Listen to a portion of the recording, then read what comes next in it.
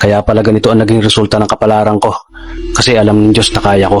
Sa edad kong to, napagod na akong magmadali.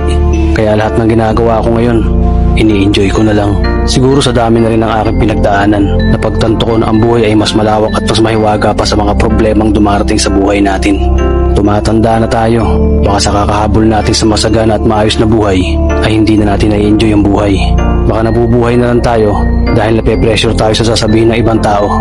Marami na rin akong mga naging maling desisyon sa buhay, pero lahat yun nagsilbing aral sa akin at natuto ako sa mga pagkakamali ko.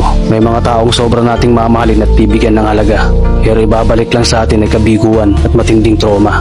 Kaya wag nating lilingunin ng mga taong tulad nila dahil mas payapa kapag hindi ka na interesadong malaman pa kung ano pang balita sa kanila. At wag mong idepende ang sarili mo sa kahit kanino. Tandaan mo, kahit sarili mong anino, iiwan ka din nito kapag madilim na ang paligid mo.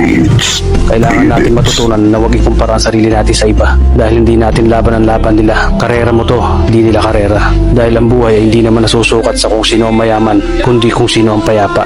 Kaya galingan mo lang palagi tol dahil napakaraming tao mapanghusga, hihilahin ka pababa at lagi mo itong tatandaan. Beat it.